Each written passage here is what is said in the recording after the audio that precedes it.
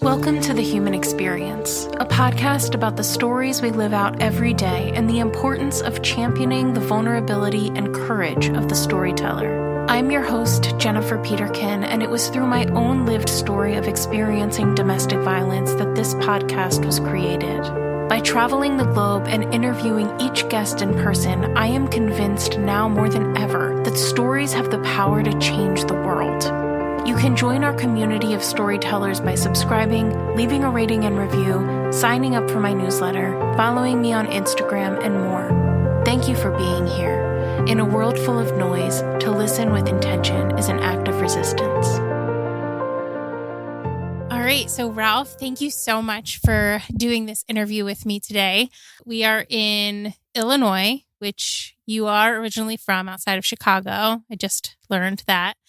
But you have a pretty unique trajectory to your life that I'm really excited to hear about, because where you started and where you ended up is wildly different. And it sounds like you spent a lot of time figuring yourself out along the way, which I really respect. So yeah, tell me about yourself. Tell me about your life growing up and how you kind of started out your adult life.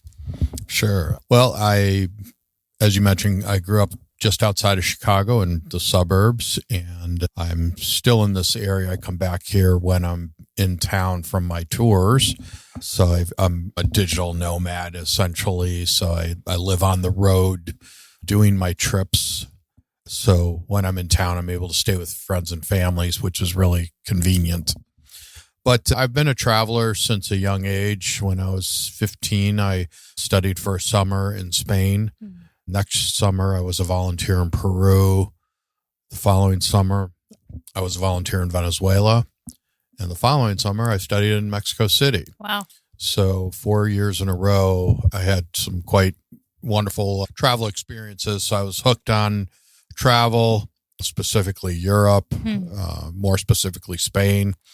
And so I've always had a real close affinity to Europe and Spain, especially. I never thought I'd be able to figure out how to make a living from it. I kind of grew up or was born before the internet, really. Mm-hmm. And so I think it was that culmination of the internet, social media, digital photography, all these things that allowed me to create this business. Yeah. It was sort of this perfect storm.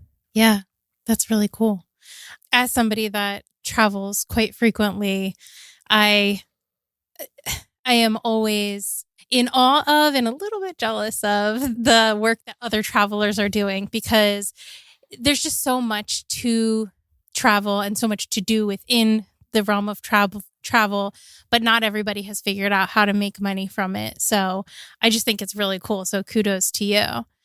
When you said you started traveling when you were 15, I'm assuming you were doing like group travel, but was it by yourself, like not your family, or were you going with your family? So we used to go to Florida, but also Mexico when I was a kid, because my grandparents lived in Mexico, and my parents would go about every year. They'd take us every other year. So even before that, I was traveling internationally, but it was family travel. This travel that I was telling you about in high school was a group travel, but without the family, without my parents. So that's, you get that freedom, that taste of freedom, and it was pretty special. And so I was hooked. It's totally different traveling without your family. I mean, it's such a blessing and so cool when your family does travel, but it is a completely different experience when you're able to kind of do it on your own, even if you're in a group, right? Yeah. So you were hooked from 15, but you didn't start out doing travel in your career. What did the early parts of your career look like? Yeah, so I went to Indiana University School of Business. I studied small business and entrepreneurship, got a business degree. It was a top university at the time for undergrad business degrees, and really enjoyed that. Knew that I wanted to do something with travel. This is back in the mid-'80s. But again, back then it was like as likely as my becoming a rock star Yeah. or an astronaut. It was just only certain people are able to make a living from travel. And then I sold I ended up buying a restaurant out of college. And that was my first sort of real job, was owning this restaurant in my hometown. And that was a really great, learning experience. And, grew up pretty fast owning a restaurant at 21. Imagine. Yeah. And then I ran that for a few years, ended up selling it. And I said, before I do anything else, I want to do a round the world trip. And so at 24, I bought a round the world ticket and I traveled around the world for 5 months by myself. Wow.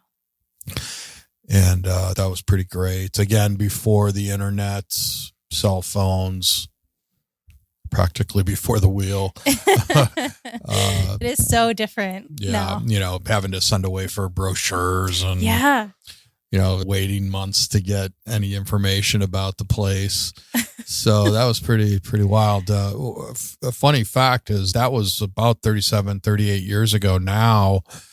And I looked into a round the world ticket not too long ago, and it was about the same price as I paid back then, I think I paid $2,400 for the ticket. Wow. And when I looked most recently, it was about $2,400 35 years later. Jeez. Which is pretty incredible. Yeah, that is incredible. So why a restaurant? Well, I grew up in the restaurant business. Did you? Yes. I was a third generation restaurateur. So I grew up in that business. My family had restaurants. I worked for them when I was in high school and college. So I had some experience. Yeah. So that's why. Very neat. Yeah. I mean, that's a business I've never been involved in. I can only imagine the chaotic energy that just restaurants in general. I'm sure owning it is a little bit different than obviously, some of the other jobs, but it seems like a very hot, intense industry to be involved in. So that's very interesting. And then you took 5 months to do your around the world trip. So what does round the world mean? That was literally around the world. So I started in Chicago, and with the round the world ticket, I think even today you have to travel in one direction. Okay. That keeps you moving around the world. If you backtrack, they either charge you more or something happens. I forget what. So I literally went from Chicago, LA, Hawaii, Fiji, New Zealand, Australia. Then I flew up to Asia, Hong Kong, China, Bangkok, and then I did all of Europe. Wow. And then I flew to Chicago. So it was literally traveled around the world. Yeah, you really did. Have you been to all 7 continents? I have now, as of last year. I Amazing. got to my 7th continent. Yeah. That is a personal goal of mine. I'm your man if you want to get to the Antarctica. Okay, perfect. I'm missing 2. I've been to 5 and missing 2. Which ones? Antarctica and Australia. Okay. Yeah. So one, it seemed, well, I don't know. I am excited to go to both, but I think I'm a little more excited to go to Antarctica. It's amazing. Yeah. I was blown away. Yeah, I bet. So you did your around the world trip, but that was not for your job. You had sold the restaurant at that point. So then after you came back, what was next? So I had some money saved up, and I was going to get into real estate, and I was going to start flipping buildings and properties. I had a neighbor in the area that did that. So it was intrigued me, and, he taught me a little bit about it. By the time I got back from this trip, I got my real estate license, spent 3 years learning, selling real estate, but I wanted to keep my own commissions if I bought something. So, but unfortunately, I kind of ran through all my money over those 3 years. I didn't have anything left to invest. Yeah. So I ended up moving out to California, worked for my old roommate from college who had a restaurant out there. So I ran that for him for a while. And then I moved back to Chicago for a brief period and decided that I was going to get my master's in international business. So I moved to Mexico City to get that. I said, if I'm going to get an international degree, it may as well be internationally. Yeah. So this school that I was looking at had a campus in Nairobi and also in Mexico City. Okay. So I chose the Mexico City campus and lived there and got my MIBA, Master's in International Business. And after that, I moved to San Diego, where the school was based. It was a U.S. school with a campus in Mexico City. So I moved to San Diego, finished up there, and then lived in San Diego for about 5 years and did a couple small corporate jobs, but then ended up moving back to Chicago, opened up another restaurant. Oh, wow. Yeah. And that was the early 2000s, 2001 to 2004 or so. And that to me is what I would call the dawn of digital photography, when that was starting to come about and people were getting their new 1 megapixel cameras and stuff like that. And I said, and so I kind of just opened up my restaurant not too long, but I said, I think there would be a market for people to want someone to teach them how to use these new digital cameras. And, maybe I could be that person. So I started thinking about some walking tours I was going to create in the city of Chicago, which is where my restaurant was. And Chicago is a great place for photography, but unfortunately not 12 months out of the year. Yeah. So I decided to move back to California. Got my licenses as a financial advisor so that I could work for a friend of mine, selling stocks, bonds, things like that. And at the same time, I started creating these courses where I would teach at the local city of Newport Beach or city of Orange or whatever in Southern California, where they were adult education programs. And that might be a tip for your listeners, anyone who may be opening a business, is that if you want to test your idea, those are a great way to do it. You don't need a teaching degree to teach the adult education type courses, but it's a great way to test your idea. And that's what I did. I was teaching people how to not use the camera necessarily, but to use their eye to create beautiful images. Yeah. How to see. So that wasn't anything people were teaching. And so I was able to test the idea, make my mistakes with smaller groups of people, build a little bit of a following. And that's sort of that was the seed that became Continental Drifter Experiences. Wow. That is quite a journey that you went on. I'm tired just telling you about it. So when you moved back to California and became a financial advisor, did you sell that restaurant in Chicago? Yeah. Okay. Yeah, I had sold it. I was coming up to the end of my initial 3-year lease, and I had to decide, was I going to sign another 5 years or was I going to sell the place? And I decided to sell it. Okay. Yeah. Do you miss ever being in the restaurant business? Hell no. It was kind of like your fallback or like what you knew. So you kept going back, but it's not something you miss. No, okay. I often have ideas for, that could be a good little restaurant idea or something. But so there's a little something in the back of my mind, but I can't imagine ever doing it again. Yeah. Yeah. Totally understand. And so financial advisor, I love what you said about the adult education courses. I had never thought about that before, but that makes so much sense. And it is really a great way to get feedback, I'm assuming. So you were teaching photography, essentially. How did you kind of come upon your love of that? My father enjoyed photography. He was real busy with his restaurants at the time, but he had an interest in photography. And so, traveling with him and hanging out, I gained that interest as well. And having traveled from a fairly young age, I started getting some accolades from people saying my photography was maybe a little bit better than average. So that encouraged me, and I thought, okay, this is something I could probably teach. Yeah. Yeah.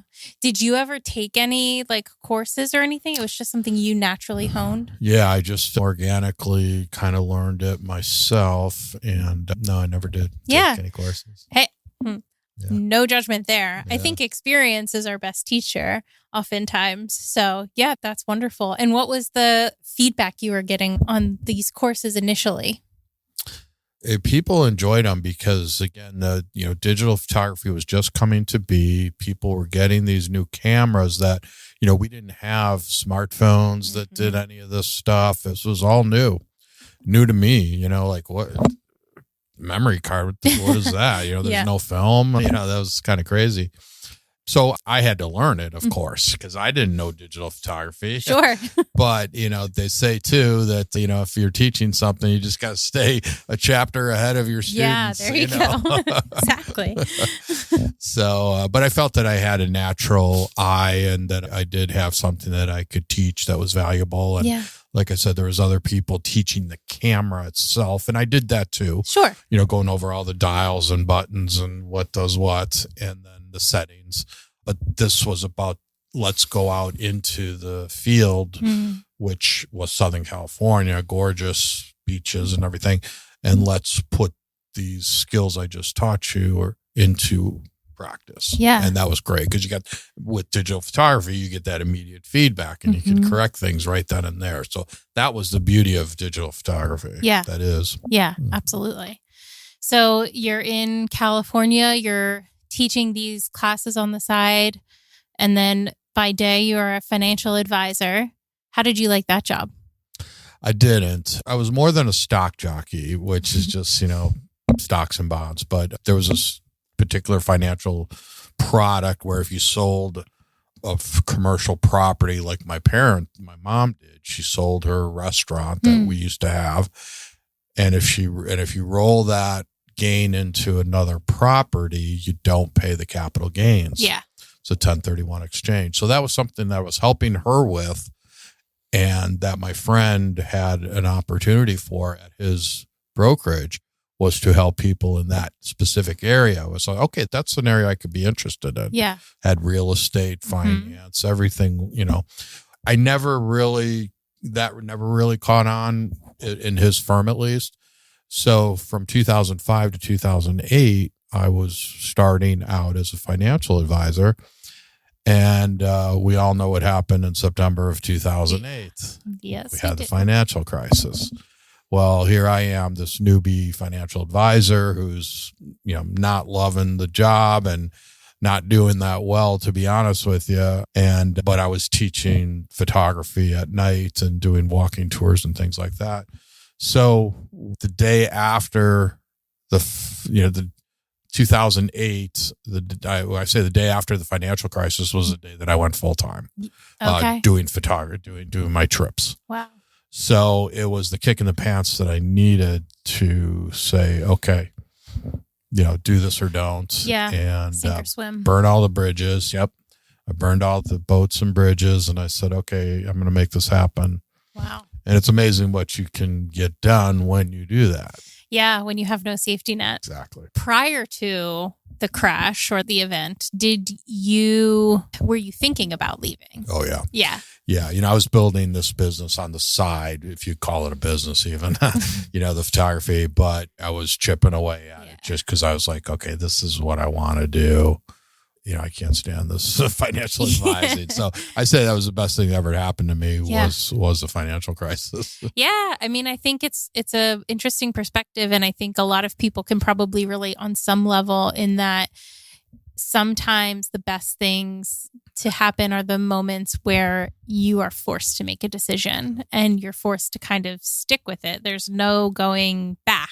Exactly. So your sink or swim moment is oftentimes the thing that you'll look back on and say, yeah, that was the best thing to happen. Mm-hmm. So at this point, had you started doing trips with your photography? I was just starting to do so I would sit down with someone across the kitchen table, teaching them about the camera itself. Then we would go out in the neighborhood and walk around. And like I said, I was by the beach, very beautiful area. So that then grew into like a half day tour where I take the group by the train from Irvine down to San Diego. We'd shoot down there, come back. It was half day. Then we'd do a full day trip. Then I'd start going to Joshua Tree National Park or Death Valley National Park for a weekend. Then I started bringing groups back to Chicago to get a free trip back here. And I didn't realize how many people had never been to Chicago from Southern California. And how many people wanted to go. So I was like, okay, this is a great way to get a free trip back. So I started doing that.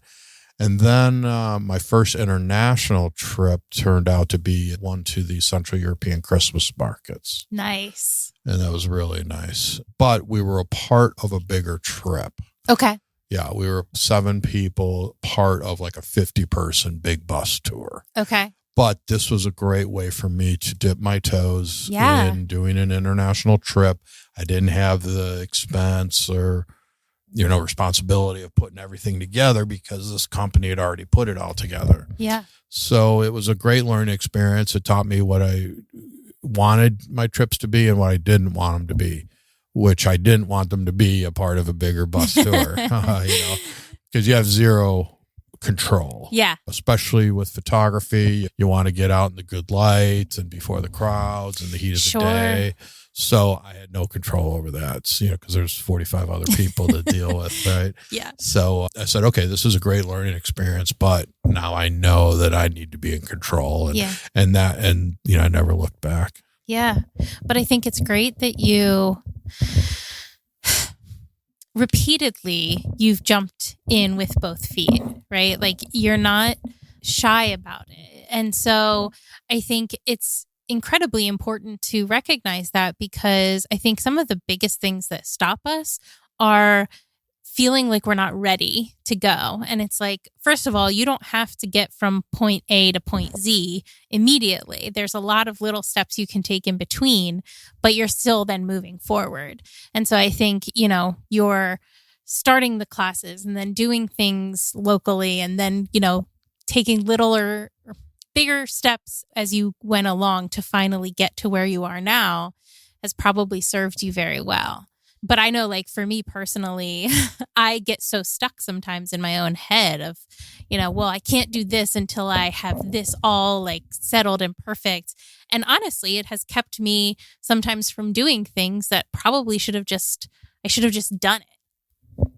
Yeah, no, perfectionism. I do suffer from that too. Or, it's got to be just right, or I got to get all these things done before I can go to that next step, when really you could be doing several things at one time.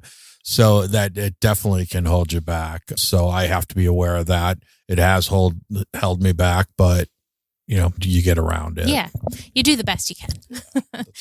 So when did you actually then, or I guess, what has it always been called Continental Drifter?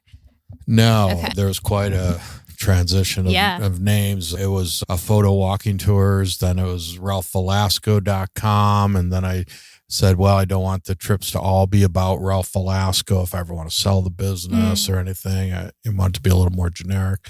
So I changed it to Photo Enrichment Programs and then Photo Enrichment Adventures.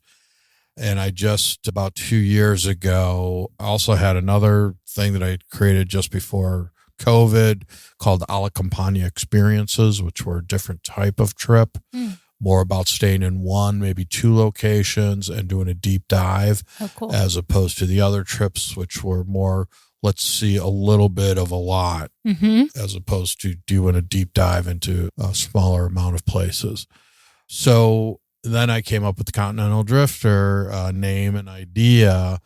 And I said, okay, this is crazy. I gotta, number one, it was a pain to, have all these different brands and social media handles and everything. I was confusing the hell out of my client, potential clients. So I said, I've got to consolidate this. So I finally had the time, the money, and the help to be able to do that, because it was a big job to consolidate that. So I brought everything under Continental Drifter Experiences. And I think it's been a good thing. It's much more, it's easier for me to manage just the one brand, but also I think it's a good name for travel, but also it's simplified it. Yeah. Sure. It's direct, but also vague enough that it can encompass quite a bit. Yeah. So why, or I guess group trips, was that something you always wanted, or did you kind of just fall into it after doing the photography classes? Because you had your first experiences on group trips. So was that something that you always kind of felt close to, in that, you wanted people to experience something like that, or was it more of a happy accident, or both? I think I always envisioned doing sort of small group trips of anywhere from like 6 to 10 people is what I ended up. It was kind of my sweet spot. It's enough people that I could spread the common costs over enough people to, make it worthwhile. But it's also, there's some camaraderie. It's not just, me and a couple traveling. Yeah. Because if there's a problem with one of the persons, that's an issue. Yeah. So at least with, minimum of 6 people, you kind of can spread it out. Yeah. So the 6 to 10 ended up being a really nice number, and it makes the trips actually a little bit more expensive because it's such a small number of people. But my clients are more than willing to pay a bit of a premium for that smaller group, much more intimate experience, but more importantly, being able to stay in smaller hotels, go to smaller local type restaurants, get into smaller people's places of businesses and things like that. Much more intimate, where you're with 40, 50 people, that really limits the hotels, restaurants, everything else. Yeah. I mean, I think it's probably good that they exist, because there are all types of travelers and all levels of travelers and people at all different price points. That's right. But I agree. I have been on a couple of group trips, specifically very small, and it just does make the experience so much richer, and what you are able to do. So it is very much dictated by how many people you're traveling with. Yeah, especially if you're a single traveler too, and especially if you're a woman. I get a lot of single travelers on my trips, mostly single women, but they're not necessarily not married or don't have a partner. Yeah. The partner just doesn't like to travel, can't travel, whatever. But they're looking for some strength in numbers. They want to know that they're going to be with other people, have some camaraderie and conversation. Not everyone's, bold enough to go travel on their own. Sure. So it's a really great way to travel. And I really did kind of fall into it. Yeah. That's awesome. I think it's really cool when you kind of just keep trying different things. I think there's such a stigma around career and job and identity, and how much we're supposed to pick something when you're literally a child and do it for the rest of your life. And I think that's opening up a lot with technology and different access points. But I think it's great when you can continue to learn about yourself and grow and shift to accommodate that growth. So absolutely awesome that you have gotten to this place. I was going to say found yourself, but you worked your butt off to get there. So I don't want to discredit any of that. What area do you most travel to? Do you most take groups to? In general, Europe. Okay. Because it's one of my favorite continents. I do love it. I love Asia as well. I've done trips to India, Bhutan, Nepal, Vietnam, Cambodia. So it's a wonderful part of the world, but it's a little bit more difficult to travel to, especially with a group. The more I do this, and I've been doing this for 17 years now, as I get older, I'm much more interested in going to places that are easier to travel to. You don't, especially with a group where I don't have to worry about people getting sick on the water and the food, or getting hit by a tuk-tuk or a scooter or something. That's really stressful as the owner of the company, knowing that, you've got 10 people out there that, are potentially are in, not the safest situation. But, the people that come on my trips tend to be more well-traveled. Okay. This isn't their first rodeo. So they've done the typical Rome, Venice, Florence trips. They want to get off the beaten path, and so do I. Okay. So that's why I created these trips. I'm done with the Okay, so typical. You don't offer like the big It's typical unusual. Yeah. I mean, especially with the alla campagna experiences that I told you I created, those were more about getting away from big capital cities. Yeah. And I created it right before COVID, but it was perfect for COVID because it got you out of the big crowded cities. There wasn't a lot of driving where you're in a closed vehicle with people, a lot of outdoor activities, not a lot of packing and unpacking. So it was really perfect. Yeah. But with the Continental Drifter experiences, they're somewhat of a hybrid, but I'm moving more towards the let's do a deeper dive into a place than seeing a little bit of a lot of different things. Yeah. And that kind of comes into the Mindful and Intentional Traveler series of books that I've written that maybe we talk about. Yeah. I would love to hear about that because as a traveler myself, I've done both kinds of trips, the 10 cities in 7 days and the 2 cities in 4 months.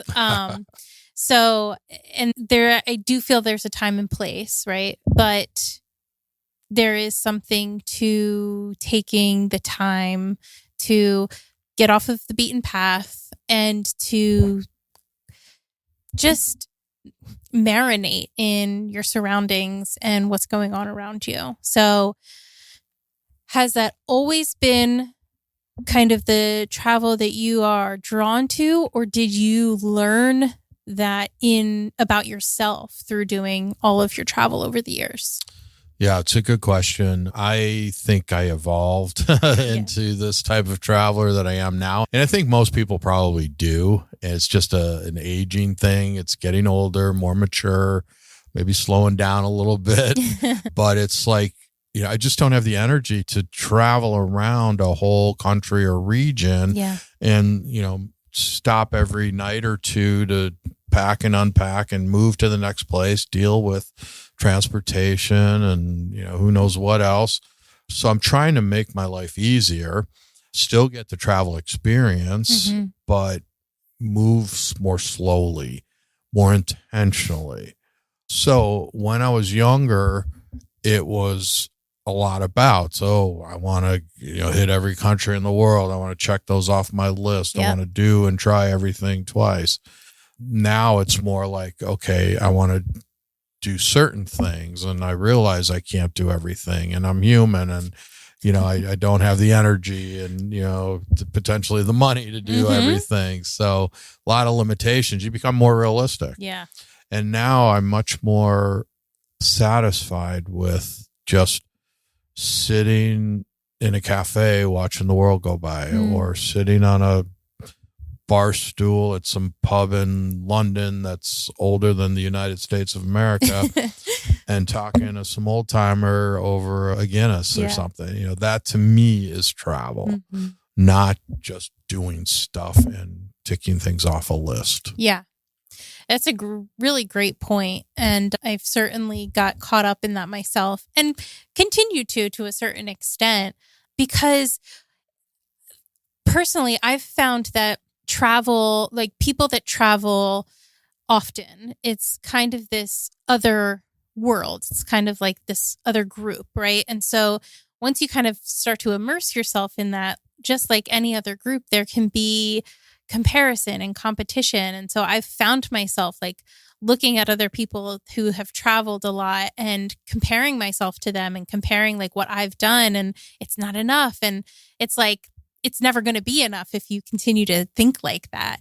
And so it's a really terrible mentality to have. And I have to consciously be like, that's not at all what this is about. But yeah, I think as we age and grow, hopefully we're maturing and evolving as well and coming to new understanding about ourselves, but also about the world around us. I think our priorities change, whether we have family or not, can matter. I don't have children. I don't have a partner right now. I just have myself to think about. Mm-hmm. So that's allowed me to be much more experimental, try as I might do things and not worry about failure as much because I don't have a family or, someone that I've got to worry about as well. Sure. I really just have to think about myself. So that's kind of a nice position to be in. It is. And everybody's life looks different and their circumstances are different. You do what you can with what you have. And there's a lot of different ways to experience travel. So that's maybe an interesting question. How would you, for somebody that doesn't have a lot of means to travel, whether it's money or time or whatever, a passport, what would you suggest to somebody that's looking to dip their toe in to see if if travel is something that they'd even want to do? Well, certainly becoming a traveler in your own hometown is a start. If you live in the suburbs of a big city, maybe getting into the big city now and then, or just taking a road trip into the area, but starting to feel things out that way. And then, maybe it's a matter of jumping on an airplane and going to another city in your country and doing that. Definitely getting a passport at some point. It doesn't take too long. It's not as big of a hassle as it was during COVID, but that's something you can get done pretty quickly, but you can't go anywhere without a passport. So you may as well have that and, get that ball rolling.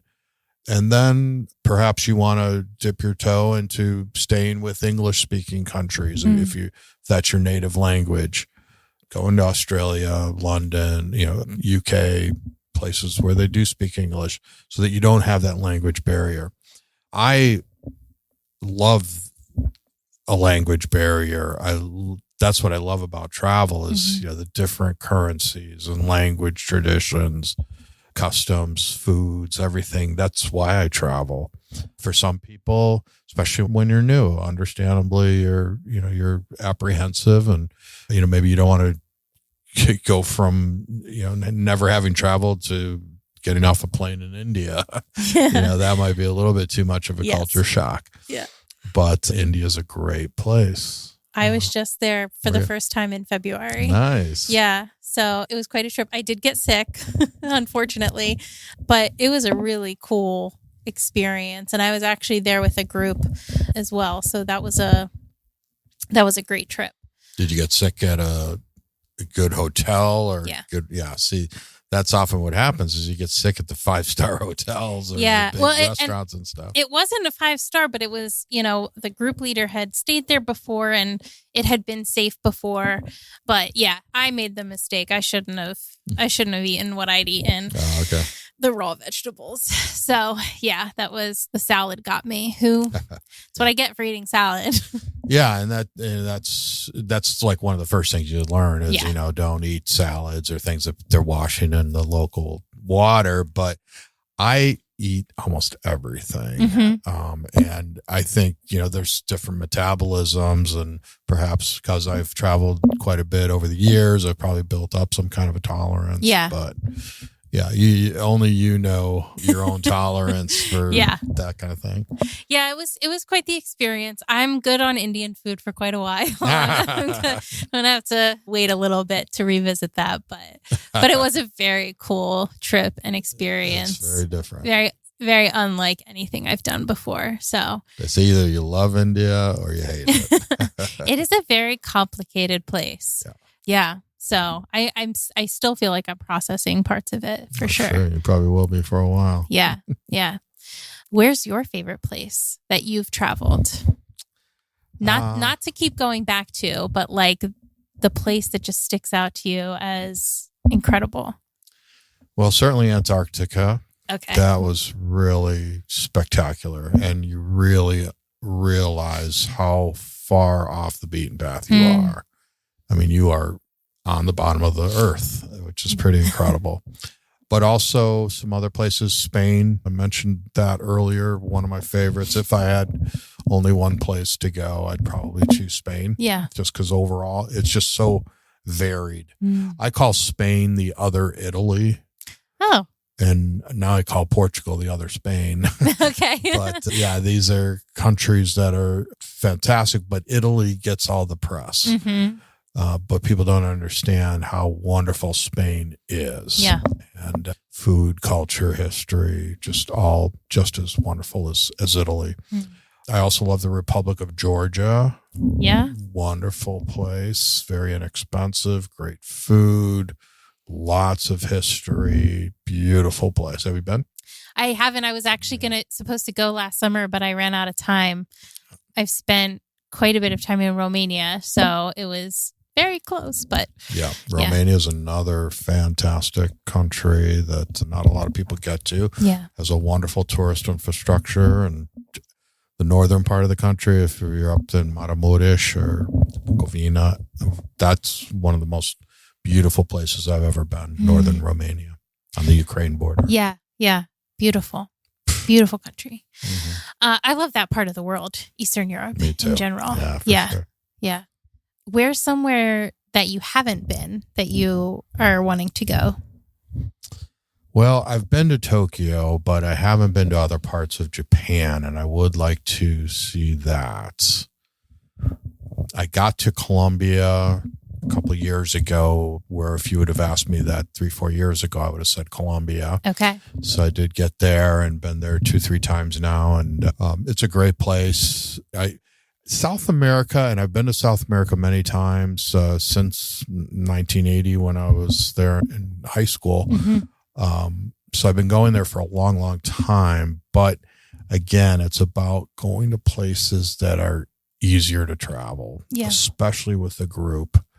Because I not only have to worry about myself, and I know that I've got a pretty strong stomach for, foods and things like that, but I've got to think about 10 other people getting sick, whether by the food or water, whatever.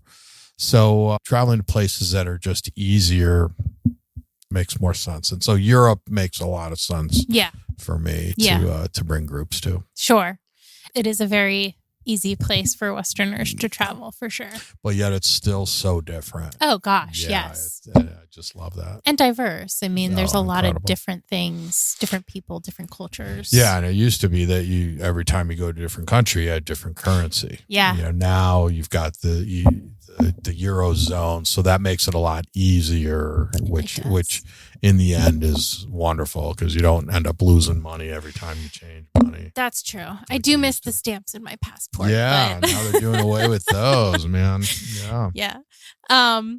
Okay, so interesting. Now, do you travel solo still to kind of, for vacation or even research or stuff like that, or is most of your time spent doing group trips? It was mostly spent doing group trips. Started to either I've always gotten to a place early just to get over jet lag, to confirm things, stuff like that.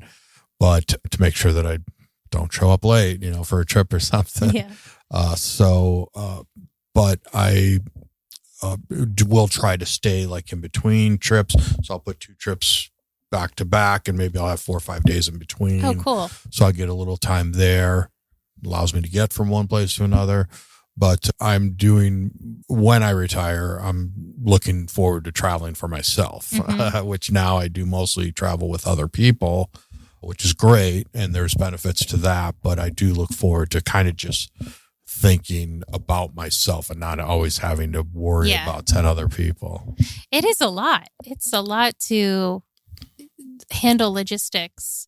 And you've been at this a long time, so I'm sure it's gotten easier for you, even in the sense that it's become second nature to a degree. But it's still a lot to do logistics for that many people and manage that many people. For sure. Do you find that people tend to want to be adventurous or are more timid travelers? Like, why do you, from your experience, why do people travel in groups? I think that, again, people are of different skill sets when it comes to planning travel. Mm.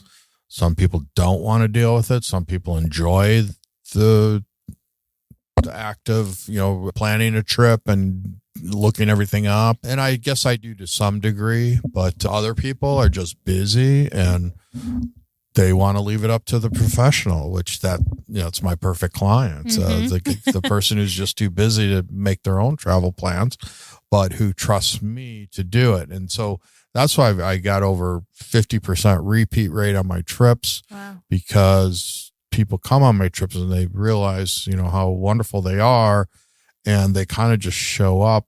They do have to make their own flight arrangements to and from the destination, typically. Any internal flights we typically will arrange or tell you how to, but I do tell you how to arrange your flights to the destination, when to arrive by, when to leave after, which airports. So we provide the pickups and everything, but, letting people do some of that work, but for the most part, providing all of it. But I get clients that say, man, I just show up and I know Ralph's got a great trip plan for me, and you just tell me where to be when. And to me, that's the biggest compliment I can get. Yeah. And that is really nice. As someone, again, that's done both. It is very nice when it's taken care of for you. Are all of your customers or clients American?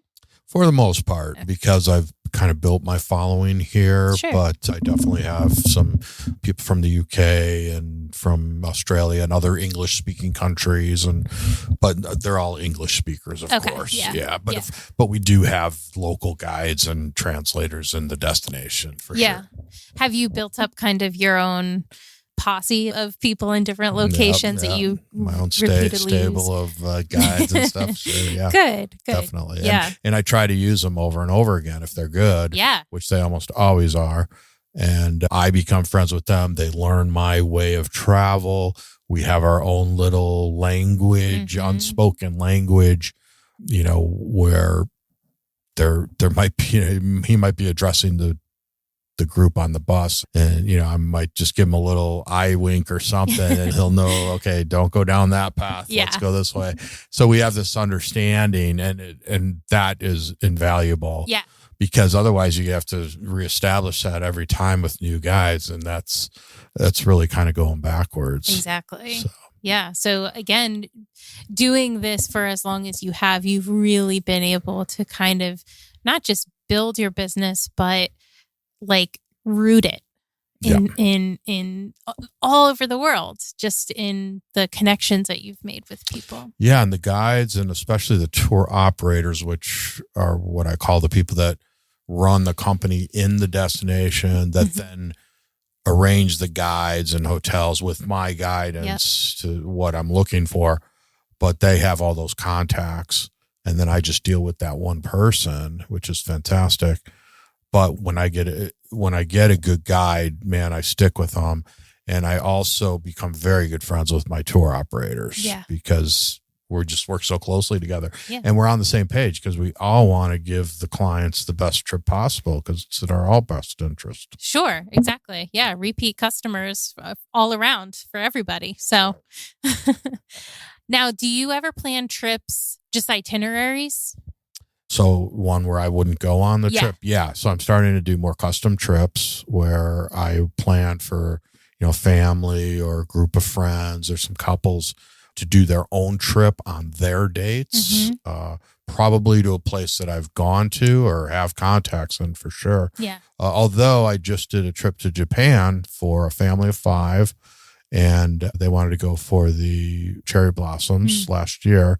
And I mentioned earlier that I'd only been to Tokyo, but I have the contacts that know Japan. And I told them exactly what they're looking for. Yep. We put it together for them and they just loved it. Wonderful. So I'm doing a lot more of that, which is kind of what I'm moving towards. Yeah. Because the being on 10 or 12 trips a year, as I have been for 17 years, is really starting to wear on me. As most travelers are lucky if they go on 1 or 2 trips a year. And how much of a hassle that can sometimes be. But when you do 10 or 12 and you're the leader and it's like, okay, Yeah. let's You're back always away on. from the, yeah, exactly. Well, that's great that you're able to kind of move into this different facet where you're still doing the work and exercising those muscles, keeping those contacts, but able to distance yourself from having to physically lead the trip.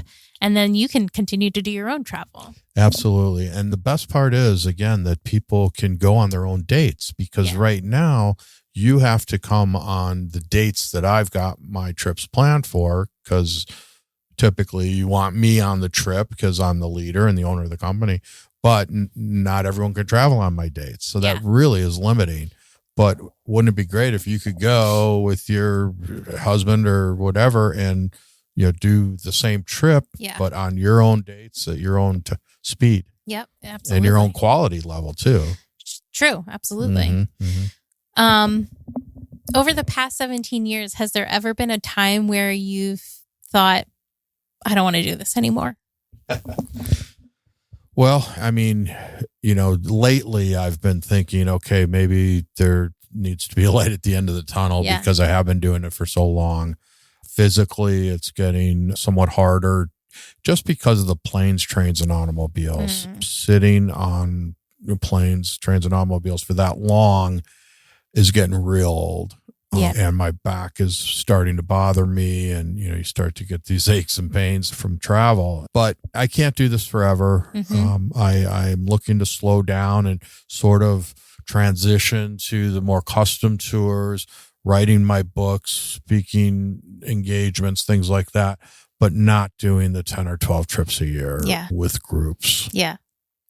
Do you see yourself ever moving out of setting up a home base somewhere outside of the U.S.? Absolutely. And that's what I'm working on right now, is trying to move to Europe and figuring out where that's going to be. Spain makes the most sense because I speak Spanish, but I'm working on getting my Italian passport, although they've just had some changes there that you may have heard about.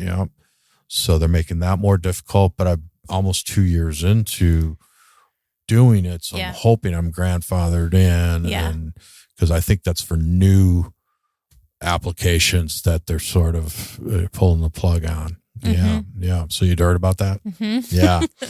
So it's different things, different places where I might land, and, especially because I'd like to do all my trips in Europe. Yeah. So then if I'm living over there, now I'm just like 2-3 hours away from anything. And I, feel like I'm living sort of on vacation because it's not my hometown. Yeah. So that's what I want to do. That's great. Yeah. I really hope the passport comes through, and I'm sure you'll land somewhere over in Europe. But that would make it a whole lot easier if that would just come through. Because again, that EU status is just golden. Yeah, because you get this, you get the one passport and you can live in 27 different countries, live and work. Yeah. Yeah, it's amazing. I think it makes a lot of sense that, you're slowing down, and like you said, you can't do it forever. Nobody would be able to. I think you've had a really long career, though, in something that a lot of people don't want to do more than 1 or 2 trips a year, right? And you're talking 10 or 12 with a group of people for 17 years. That's a really long time to keep up the pace that you have. Does your family think you're crazy? To some degree. Yeah, for sure. I mean, a lot of people will envy me to a degree. It's a great life, but like anything else, there are negatives as well. Sure. And we've gone over some of those things. But, you think about the negatives of travel when you go on your 1 or 2 trips. And you in general, I'm talking. Yeah. But when people think about, going on 1 or 2 trips a year and the hassles of airports and lines and this and that and other people, well, do that 10 or 12 times a year.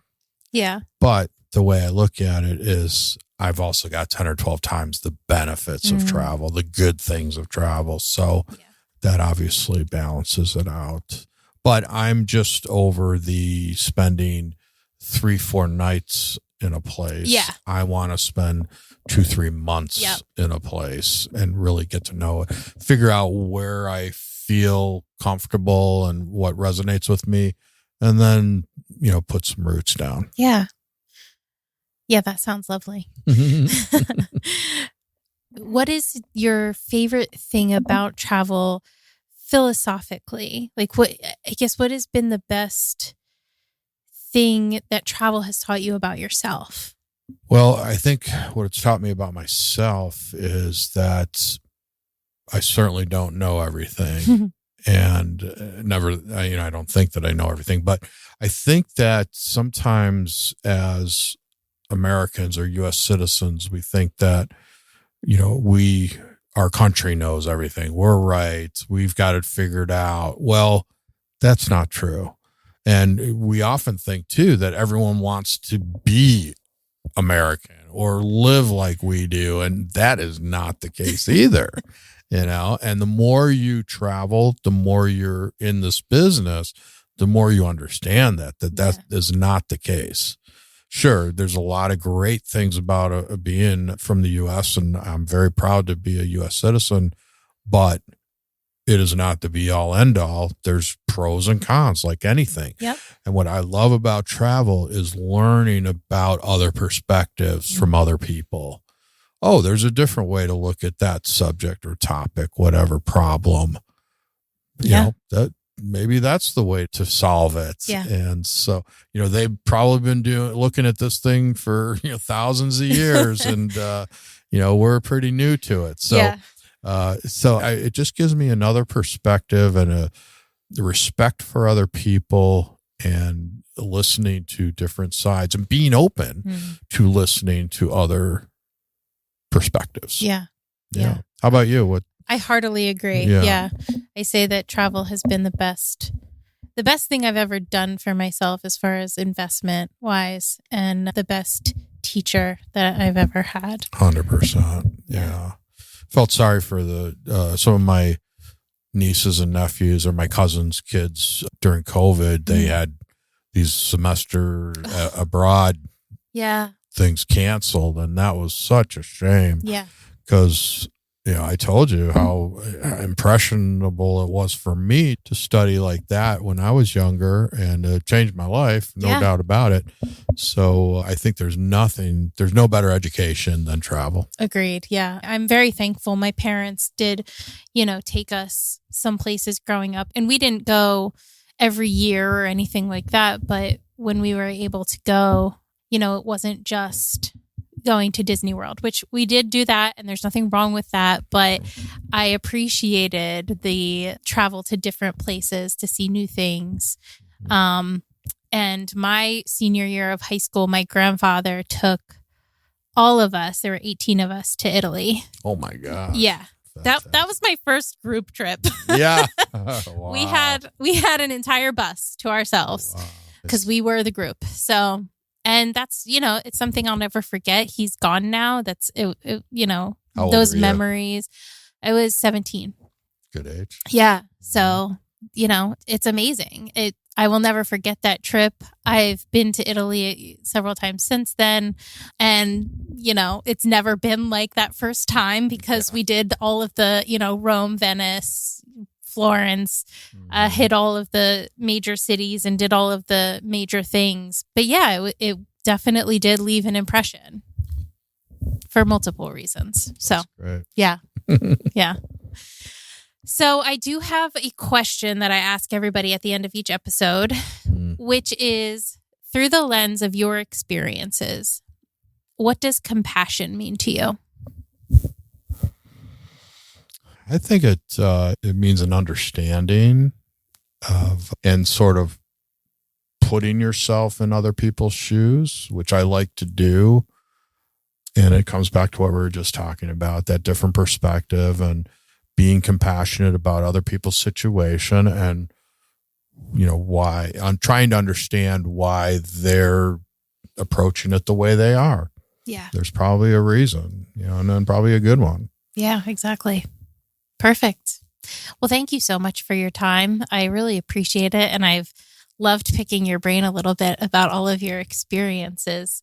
So we'll definitely link to you in the show notes in your website and social media handles and all of that. But just appreciate your time. My pleasure. Thank you so much for having me. Thank you for listening to The Human Experience.